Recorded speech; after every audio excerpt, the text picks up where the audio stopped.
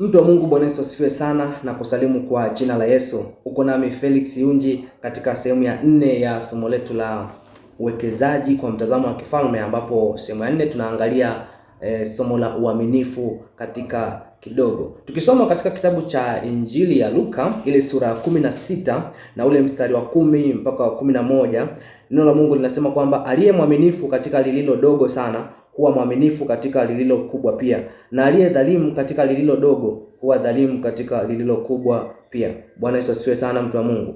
Kwa hiyo tunaona hapo kwamba aliye mwaminifu katika dogo anakuwa mwaminifu katika kubwa. Kumbe Mungu anamheshimu mtu ambaye anakuwa mwaminifu katika kitu kidogo, na kupitia hicho kitu kidogo uaminifu wake unamfanya awe mkubwa. Kwa hiyo kanuni ya Mungu ni wazi kwamba kidogo plus uaminifu unapelekwa kwenye kuongezwa.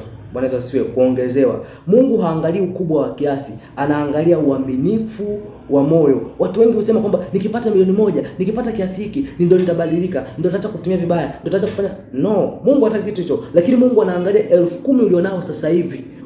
Unaiwazia nini? Umeiplania nini? Unaitumiaje hiyo 10,000 ulionao leo? Kwa sababu kwa mfano kama kwenye masuala ya auditing, wakaguzi kwa masuala ya hesabu. Kwa mfano mtu kama ametengeneza losi kubwa kwenye kiasi kidogo cha fedha, maana yake ni kwamba ukimwongezea kiasi kikubwa zaidi cha fedha atatengeneza losi kubwa zaidi. Bwana Yesu asifiwe. Ndio maana Mungu anaangalia mtu anayekuwa mwaminifu kwenye dogo ndio anamwamini kwenye makubwa. Kwa jinsi unavyotumia mshahara wako, unasema kwamba mshahara wangu mimi ni mdogo, lakini huo mshahara kuna wengine wanapata chini ya kiwango hicho na wanafanya vitu lakini wewe unasema kwamba huo mshahara ni mdogo. Kwa hiyo Mungu anaangalia unatumiaje mshahara wako kabla hajakupandisha kwenye viwango vikubwa zaidi, kwa sababu ukishindwa kuutumia vizuri mshahara wako huo mdogo, unasema kwamba unautumia vibaya kwa sababu hauwezi kujenga kwa mshahara mdogo. Wakati wengine wapo kiwango cha chini zaidi yako na wanafanya kitu, Mungu hawezi kukuamini, kwa sababu hata ukiongezewa mshahara bado utaongeza matumizi yako huko ambako ulikuwa unatumia. Kwa hiyo nidhamu yako ya matumizi ni kitu cha msingi sana kwenye uwekezaji wa ufalme. Bwana Yesu asifiwe sana. Bwana Yesu asifiwe sana. Uaminifu kwenye kitu kidogo.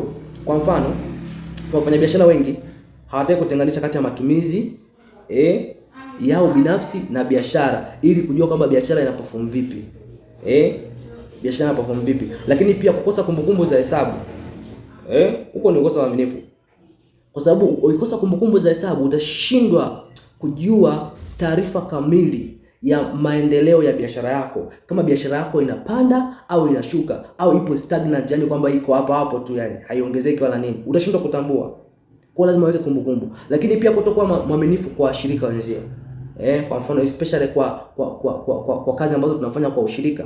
Mfano unafanya na mwenzako, usipokuwa mwaminifu, unaiba kwa sababu uko kwenye nafasi labda ya kitengo cha fedha zinapikwa huko. Kwa hiyo unaiba. Kwa hiyo kwa kukosa uaminifu kwenye nafasi ambayo Mungu amekupatia hapo, inamfanya Mungu ashindwe kukuamini wewe kwa makubwa.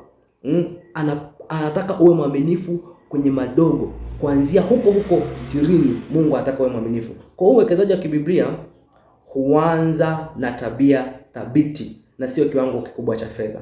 Kwa hiyo onyesha uaminifu kwenye madogo ili Mungu akuamini kwenye makubwa.